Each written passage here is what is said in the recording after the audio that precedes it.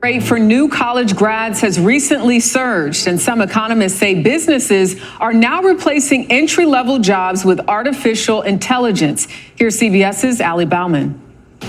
Front gate, front gate. 22-year-old Michael Macaluso just earned his degree in mechanical engineering from the University of Connecticut. Feel good? But this summer, he's back helping manage his hometown pool. He hasn't found a job in his field despite applying for nearly 200 positions. Did you have any expectations about what the job market would be like when you graduated? I was told by a lot of people that I was gonna get a job right out of college, and then all of a sudden, there's no jobs. New research finds now, for the first time ever, the unemployment rate among recent college graduates has exceeded the national unemployment rate, ballooning to 6.6% over the past 12 months.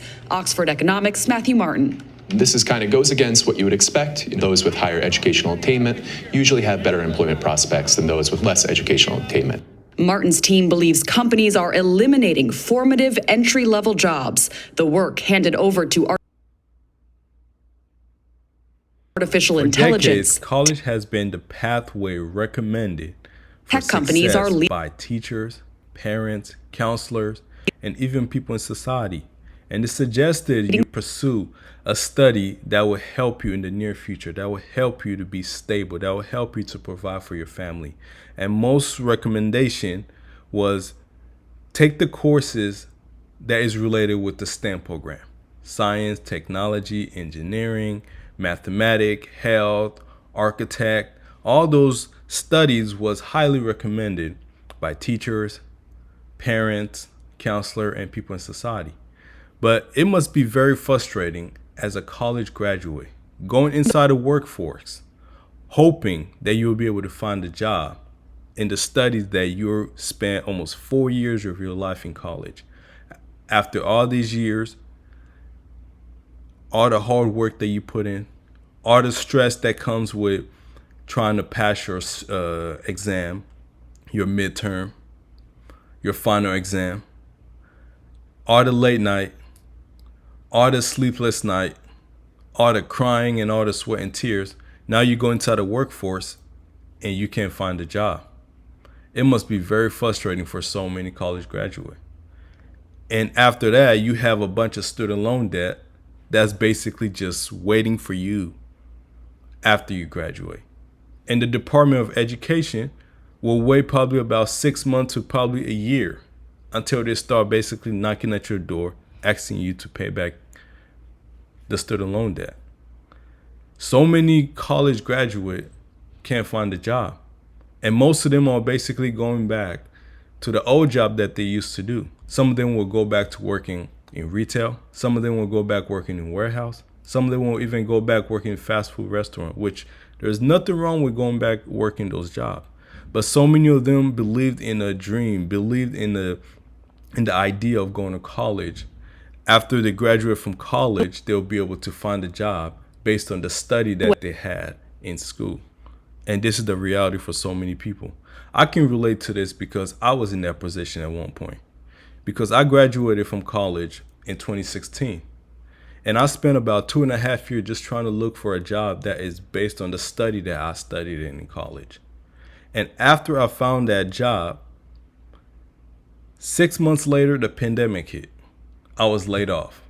Now I had to try to go back to look for other jobs to be able to make ends meet, to provide for myself. And I ended up working in Amazon for about 1.5 years, which was a great experience, but it wasn't what I envisioned myself when I was going to college. I envisioned myself finding a job that would be able to provide for the lifestyle that I want, that would be able to provide for the things that I need, that would be able to help me pay off the student loan that I have, the bills that I have, the rent that I have. But I found myself working at Amazon where I was basically just living paycheck to paycheck, and I was really struggling. So this is the reality for so many college graduates. And it's unfortunate for this young man who's a mechanical engineering, because 10 years ago, having a degree such as mechanical engineering, it will be in high demand. He probably will not spend maybe 3 months being unemployed or not being able to find a job based on that degree. But today, we see that artificial intelligence is now replacing almost a lot of entry-level positions. We're seeing a lot of coders. We're seeing a lot of software engineering. We're seeing a lot of computer science major not being able to find a job, especially in the entry-level position. And this is just a reality that artificial intelligence is here, and artificial intelligence is taking over, whether we like it or not. AI is permeating every aspect of our lives. Nariman Farvardin, the president of Stevens Institute of Technology, says his school has been preparing for the AI revolution for the last 10 years. He expects disruption throughout the workforce will be bigger than the disturbance brought on by the introduction of the internet, and it could last up to 15 years. I think AI has the potential to either augment or maybe totally replace jobs that are physically or cognitively repetitive. These jobs are not only done by entry people. There are certain people who do repetitive things for all of their life. Those jobs are in jeopardy. Kaylee Totlin just graduated from Stevens with her computer science degree. She did an internship with Verizon as a sophomore, and the company has now hired her. I think something that's important with entry-level jobs is the networking and the opportunities that you make from it. Farvardin says his message to students today is the same as it always has been: get an education that will last a lifetime. We don't try to teach our students skills. We try to teach students a way to learn on their own for the rest of their lives. He says workers who innovate alongside AI won't get left behind. Ali Bauman, CBS News, Eastchester, New York. You know, time has changed, and artificial intelligence is here. And artificial intelligence is basically coming in a fast pace that a lot of people are not prepared. Many people are not prepared. Many people are not even aware. Many people probably don't even care. And many people probably feel like, you know, they can't really do much about it, which is kind of true in a way, because we see a lot of corporate executive. We see a lot of tech company. We see a lot of corporation in many industries are implementing artificial intelligence into their operation. We see it even in fast food, where they're in this development stage, but I've seen videos of robotic basically start serving burgers. They start flipping burgers patty. They start seasoning the fries. And I've seen videos of truckers being replaced by self-driving trucks. A lot of transportation companies are basically investing into self-driving trucks. So in the near future, maybe 5-10 years from now, truckers will be replaced by self-driving truck. This is not just in trucking or even fast food. We see it basically in technology. In technology, we see a lot of software AI. Things such as ChatGPT and Gemini. Nowadays, just for someone to basically write out a paragraph or a statement or even just a story about their life, they have to go basically to ChatGPT. Now we're so dependent on it. It's becoming a little concerning for me personally, because I understand I cannot do much about it. Yes, I utilize it in some level, but when people are becoming too dependent on things such as artificial intelligence just to write a paragraph or just to be able to do some sort of research or going to the library, because back in the days when you needed some kind of research, you go directly to the library. You go to the library book. You ask the librarian.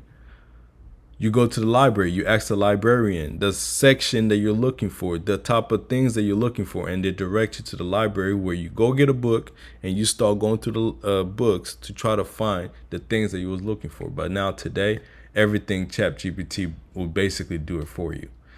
Yes, it is more efficient and it's much faster. So artificial intelligence is basically just dominating so many aspects of our life.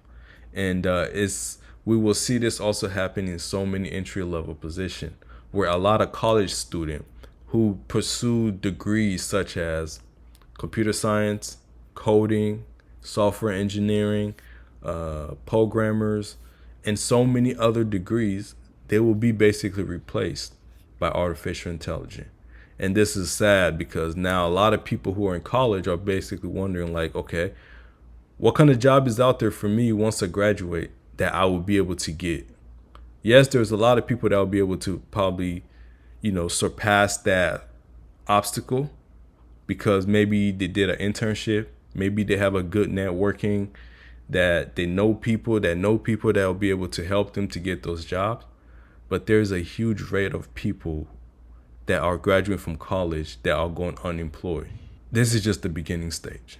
And I think this will continue getting better because every year AI and the artificial intelligence is getting smarter, it's getting better, it's getting more efficient.